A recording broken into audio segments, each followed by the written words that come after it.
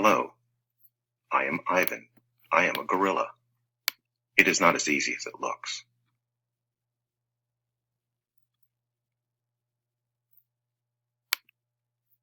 Names. People call me the freeway gorilla, the ape at exit 8, the one and only Ivan, mighty silverback. The names are mine, but they are not me. I am Ivan, just Ivan, only Ivan. Humans waste words. They toss them like banana peels and leave them to rot. Everyone knows the peels are the best part. I suppose you think gorillas can't understand you. Of course, you also probably think we can't walk upright. Try knuckle walking for an hour. You tell me, which way is more fun? Patience.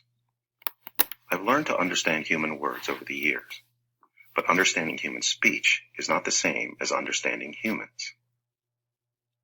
Humans speak too much. They chatter like chimps, crowding the world with their noise even when they have nothing to say. It took me some time to recognize all those human sounds, to weave words into things, but I was patient. Patient is a useful way to be when you're an ape. Gorillas are as patient as stones. Humans, not so much. How I look. I used to be a wild gorilla, and I still look the part. I have a gorilla's shy gaze, a gorilla's sly smile. I wear a snowy saddle of fur, the uniform of a silverback. When the sun warms my back, I cast a gorilla's majestic shadow. In my size, humans see a test of themselves. They hear fighting words on the wind, when all I'm thinking is how the late day sun reminds me of a ripe nectarine. I'm mightier than any human, 400 pounds of pure power. My body looks made for battle. My arms, outstretched, span taller than the tallest human. My family tree spreads wide as well. I am a great ape, and you are a great ape, and so are chimpanzees and orangutans and bonobos, all of us distant and distrustful cousins. I know this is troubling. I too find it hard to believe there is a connection across time and space, linking me to a race of ill-mannered clowns. Chimps. There's no excuse for them. The Exit 8 Big Top Mall and Video Arcade. I live in a human habitat called the Exit 8 Big Top Mall and Video Arcade. We are conveniently located off I-95 with shows at 2, 4, and 7, 365 days a year. Max says that when he answers the trilling telephone.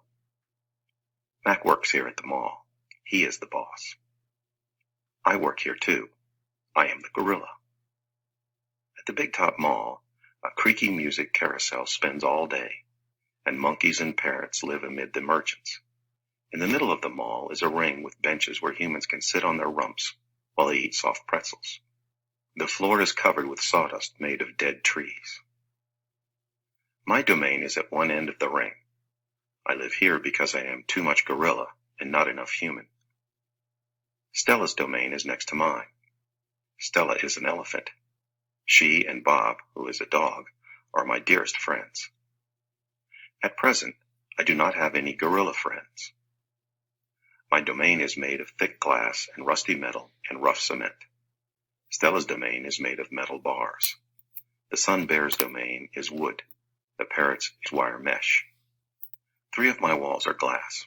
One of them is cracked, and a small piece, about the size of my hand, is missing from its bottom corner.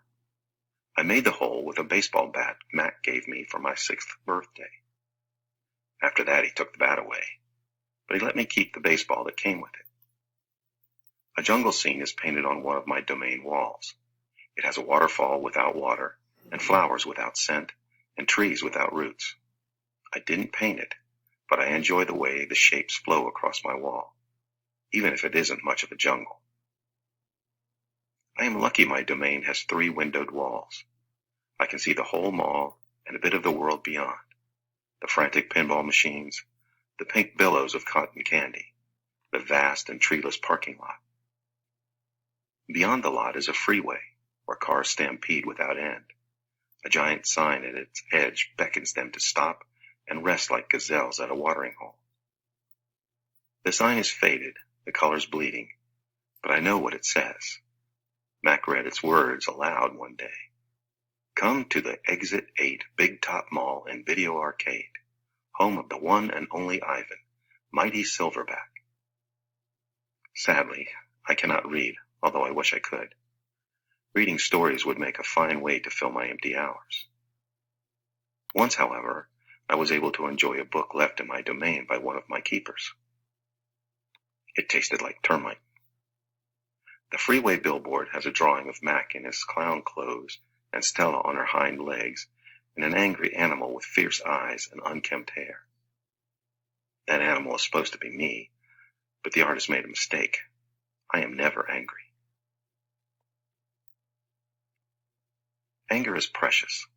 A silverback uses anger to maintain order and warn his troop of danger.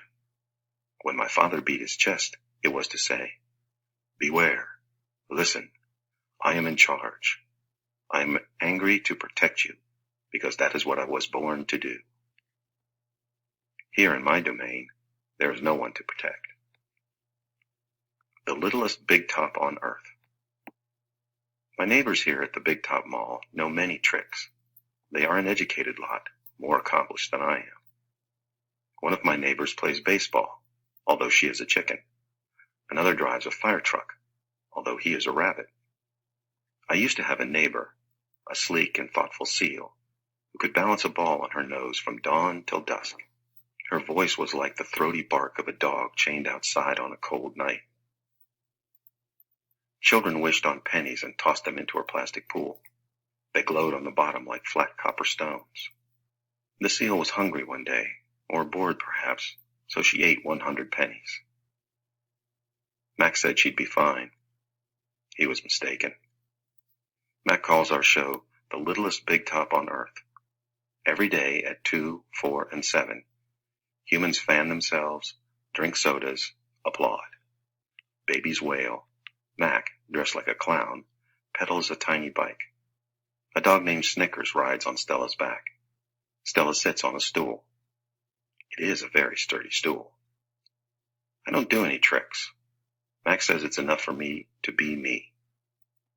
Stella told me that some circuses move from town to town. They have humans who dangle on ropes twining from the tops of tents. They have grumbling lions with gleaming teeth and a snaking line of elephants, each clutching the limp tail in front of her. The elephants look far off into the distance, so they won't see the humans who want to see them. Our circus doesn't migrate. We sit where we are, like an old beast too tired to push on. After our show, humans forage through the stores. A store is where humans buy things they need to survive. At the Big Top Mall, some stores sell new things. Things like balloons and t-shirts and caps to cover the gleaming heads of humans. Some stores sell old things, things that smell dusty and damp and long forgotten. All day I watch humans scurry from store to store. They pass their green paper, dry as old leaves, and smelling of 1,000 hands, back and forth and back again. They hunt frantically, stalking, pushing, grumbling. Then they leave, clutching bags filled with things, bright things, soft things, big things. But no matter how full the bags, they always come back for more.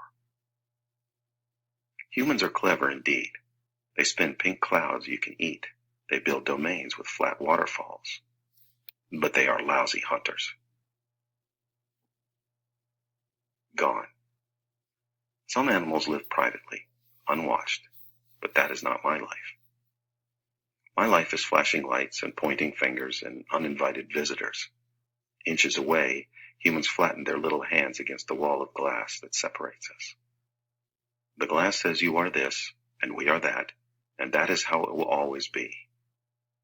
Humans leave their fingerprints behind, sticky with candy, slick with sweat. Each night a weary man comes to wipe them away. Sometimes I press my nose against the glass. My nose print, like your fingerprint, is the first and last and only one. The man wipes the glass, and then I am gone. Artists. Here in my domain, I do not have much to do. You can only throw so many meatballs at humans before you get bored. A meatball is made by rolling up dung until it's the size of a small apple, then letting it dry. I always keep a few on hand. For some reason, my visitors never seem to carry any. In my domain, I have a tire swing, a baseball, a tiny plastic pool filled with dirty water, and even an old TV. I have a stuffed toy gorilla, too. Julia, the daughter of the weary man who cleans the mall each night, gave it to me. The gorilla has empty eyes and floppy limbs, but I sleep with it every night. I call it Not Tag. Tag was my twin sister's name. Julia is 10 years old. She has hair like black glass and a wide half-moon smile. She and I have a lot in common. We are both great apes, and we are both artists. It was Julia who gave me my first crayon, a stubby blue one, slipped through the broken spot on my glass along with a folded piece of paper. I knew what to do with it. I'd watched Julia draw. When I dragged the crayon across the paper, it left a trail in its wake like a slithering blue snake. Julia's drawings are wild with color and movement. She draws things that aren't real, clouds that smile and cars that swim. She draws until her crayons break and her paper rips. Her pictures are like pieces of a dream. I can't draw dreamy pictures. I can never remember my dreams, although I sometimes awaken with my fists clenched and my heart hammering. My drawings seem pale and timid next to Julia's. She draws the ideas in her head. I draw the things in my cage, simple items that fill my days, an apple core, banana peel, a candy wrapper. I often eat my subjects before I draw them. But even though I draw the same things over and over again, I never get bored with my art. When I'm drawing, that's all I think about. I don't think about where I am, about yesterday or tomorrow. I just move my crayons across the paper.